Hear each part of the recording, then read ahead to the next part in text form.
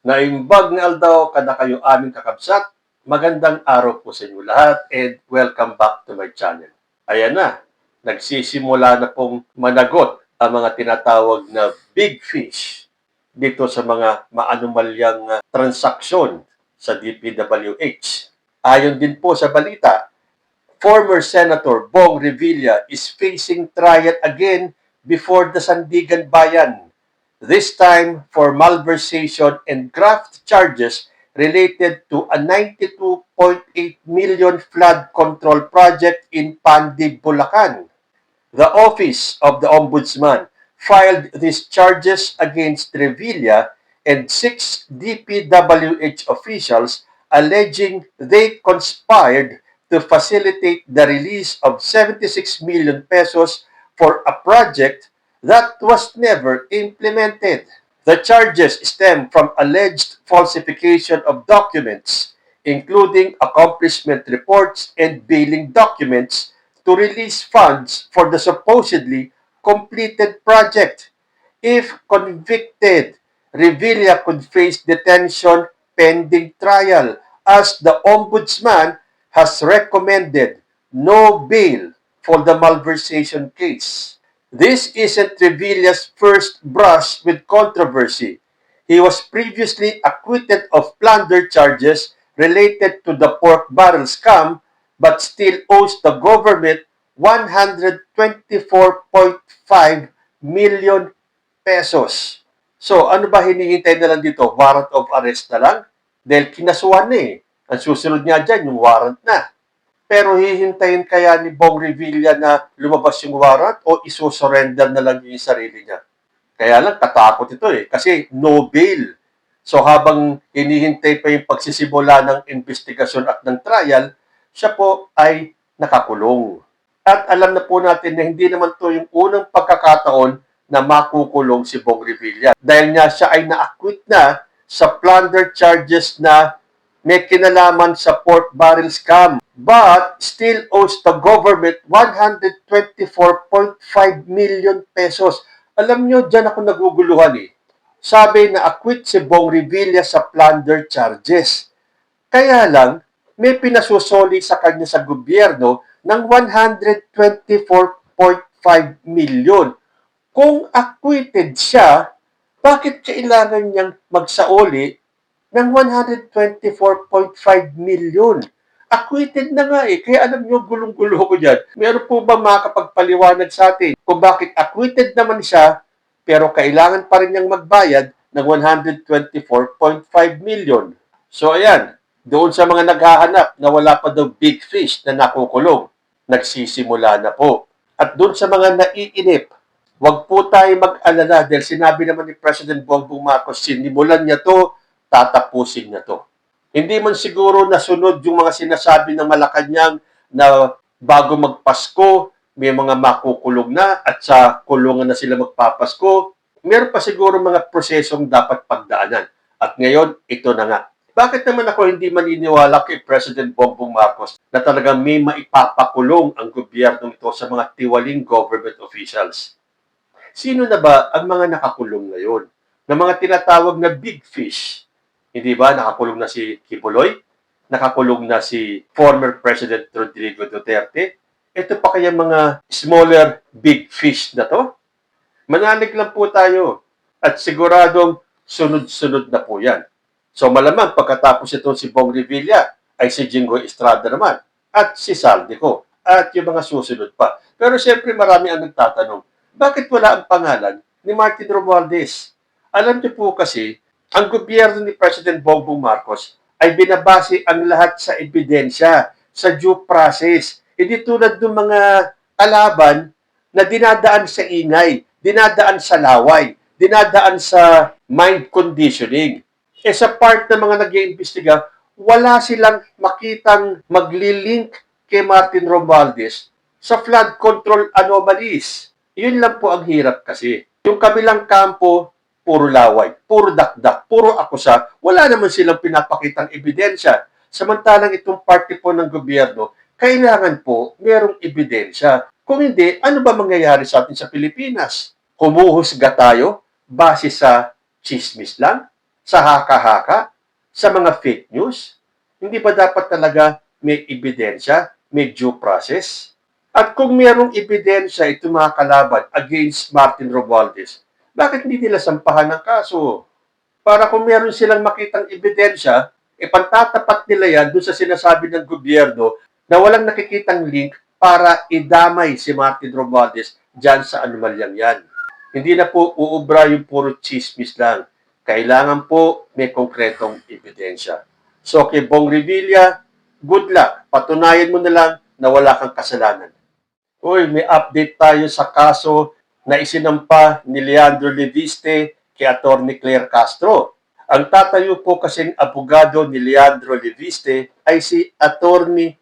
Topacio at ang tatayong abogado ni Undersecretary Claire Castro ay siya mismo. Diyan natin makikita kung sino sa kanila ang matalino. Maipanalo kaya ni Topacio si Leviste? Maipanalo kaya ni Claire Castro ang sarili niya? Pero itong si Leviste, siguradong sigurado, 1,000% na sila daw ang mananalo. So, ina-advise niya si Atty. Claire na magbayad na lang daw ng 110 million pesos bilang danyos at gagamitin daw ni Leviste ang salaping yan para sa pagtulong. Pero, alam niyo, may linyahan itong mga batang kongresistang ito tulad ni Leviste at ni Kiko Barsaga. Sabi kasi ni Leandro Leviste, kung papatayin niyo ako, lalabas ang buong katotohanan ng mga ginawa ninyo sa DPWH. Teka muna, bakit kailangan pang mapatay si Leandro Leviste bago niya ilabas ang buong katotohanan? Hindi ba pwedeng ngayon pa lang ilabas niya na yung sinasabi niyang buong katotohanan? Bakit kailangan pang magdrama ng ganito? Na kung papatayin niyo ako, lalabas ang buong katotohanan. So, ibig sabihin, hanggat buhay ka, walang lalabas na katotohanan. Wala kang isa sa publiko. Mananahimik ka muna. Hihintayin muna na mapatay ka bago mo ilabas ang buong katotohanan. At sino naman kaya ang papatay dito kay Leviste? Para din kasi itong si Kiko Barsaga May linyahan talaga ng patayan. Sabi ni Kiko Barsaga, kung ako man ay mapatay sa pakikipaglaban kay Enrique Razon, nais kong mapunta ang lahat ng aking pera at ari-arian sa mga stray animals. Oh, pahiro, no? Sino naman ang gustong pumatay sa'yo? Parang ini-insinuate ng mga ito, ni Leviste, ni Barsaga, na mayroong gustong pumatay sa kanila. Dito sa kaso ni Barsaga, parang ang insinuation ni tauhan ni Razon ang magliligpit sa kanya. Yan kasi ang hirap sa inyong nag-aakusa ng wala namang kayong maipakitang ebidensya. Sabi nga ng isang netizen, kung hindi ka ba naman tanga at bobo, Kiko, hilig mo mag-call out ng pangalan na wala kang matibay na ebidensya.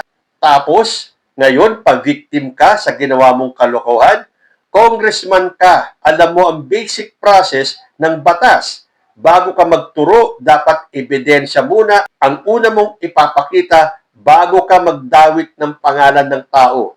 Deserve mo yan, saltik. Ayon po yan sa isang netizen. So, ang hirap tuloy paniwalaan itong mga whistleblower na to Pero teka muna, meron na bang napatay na mga naging whistleblower? So, walang dapat ikatakot tong dalawang ito. Huwag kayo mag-alala. Marami pa rin ang gustong humaba ang buhay ninyo para mapatunayan nyo na totoo yung mga sinasabi ninyo. So huwag magpa-victim Leviste, Barsaga. Hoy, malapit na ang impeachment ni Sara Duterte at itong kampo ng mga Duterte may mga babala, may mga warning. Tulad nitong warning ni Dr. Lorraine Badoy. Ang bumoto sa impeachment ni VP Inday, sisiguraduhin ng buong Pilipinas matatalo sa 2028. Ito ang diretsahang babala ng dating NTF-ELCAC spokesperson na si Doc Lorraine Badoy sa mga mambabatas na kung sino raw ang boboto pabor sa impeachment laban kay VP Sara ay sisiguraduhin ng mga Pilipino na matatalo sa 2028 elections. Sige, tingnan natin. Inip na ang taong bayan dyan sa impeachment ni Sara Duterte. Kung wala naman kasi talagang kasalanan tulad ng ginigit ni VP Sara, na wala naman daw ebidensya na meron siyang nagawang mali. Eh bakit magaganto kayo ng mga drama-drama ninyo? Na kesyo may pa-warning-warning pa na yung mga boboto sa impeachment hindi mananalo. Harapin na lang kasi. Hindi na uso yung ginagawa ninyong pantatakip, panlilinlang, pambubudol, pang mind conditioning, at kahit na anong gawin ninyo, kailan po talagang harapin ni Sara Duterte yung impeachment na yan. Parang nananakot no? Na kapag bumoto kayo sa impeachment, talo kayo sigurado sa 2028. Yan makikita natin. May nabasa naman akong post dito sa Facebook. Kung naalala nyo nung January 9, yun po yung pista ng itim na Nazareno, na meron daw mga nagdasal na mga deboto ng Nazareno.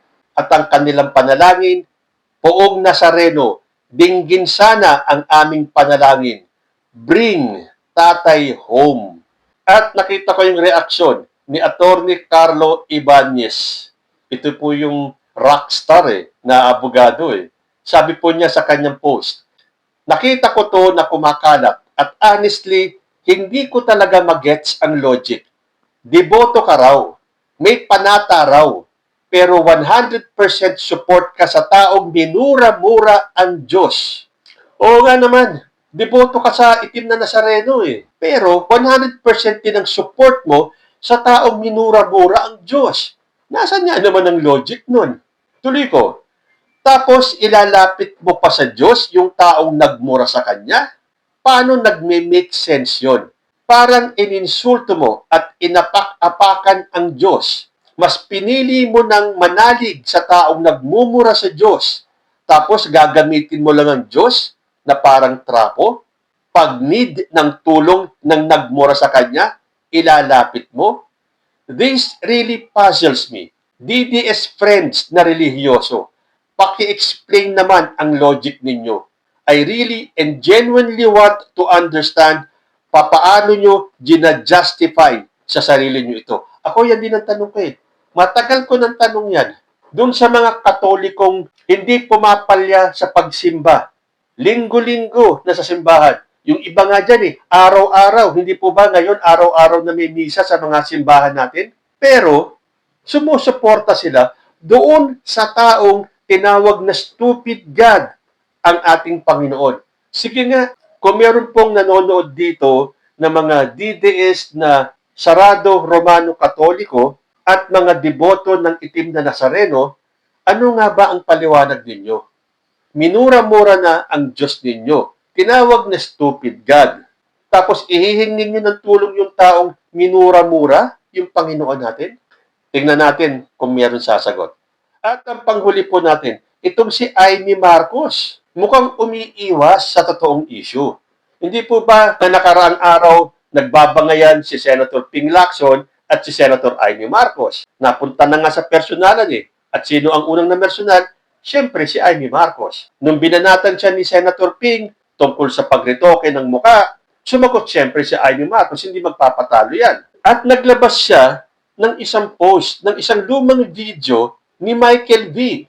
Nag-post si Senator Amy Marcos ng video clip ng kanta ni Michael V na Hindi Ako Bakla, na tila patutsada sa pahayag ni Senator Ping Lacson sa kanyang press conference. Kailangan talagang pahabain itong personalan ninyo? Mga senador kayo? Ganyan na ba talaga ang Senado natin? Ginagawa niyong playground. Hindi ba dapat ang gawin ninyo yung totoong issue ang pagtuunan nyo ng pansin? Dahil ito nga si Senator Ping, inaanyayahan si Amy Marcos na dumalo sa Lunes sa susunod nilang pagdinig para doon ilabas na lahat ng gustong itanong, sabihin, para masagot yung mga question nitong si Amy Marcos. Hindi ba? Ang dami niya sinasabi. Sabi nga ni Senator Ping, kasama naman siya sa BICAM, hindi siya nagsalita. Nung natapos na, saka naman siya nagdadakdak. So ito, binibigyan siya ng pagkakataon ni Senator Ping sa Lunes na umatid at magsalita. All she wants. O ano ang gusto niyang iparating sa Senado. At syempre, para malaman ng taong bayan. Ito kasi mga to ang hilig na magbintang, mag-akusa, pero kapag binigyan naman sila ng pagkakataon magpaliwanag, umuurong naman. Then mukhang hindi sisipot si Amy Marcos sa Lunes. Sabi kasi ni Amy Marcos, nung huli akong pumunta, 10 minutes lang, hindi niya pinahintulutan. Kahit pa binigay na ni Senator Bato ang oras niya sa akin, hindi ko kailangan ng isang oras para magsabi ng totoo, pero kulang na kulang ang isang oras para magsinungaling. Kung ano-ano na namang dahilan ang sinasabi ni Amy Marcos, ayan na nga, ayan na yung chance. Sumipot ka sa Lunes, magsalita ka. Hindi na uubra yung mga panusot ninyo. Ang dami niyong sinasabi, ang dami niyong inaakusa. Pero kapag binigyan kayo ng pagkakataon magsalita, ang dami niyong dahilan para umiwas. Ay nako, hanggang dito na nga lang muna tayo. Kayo po, ano ang masasabi ninyo? Comment lang po down below and I will see you in my next video. Diyos ti Agmina.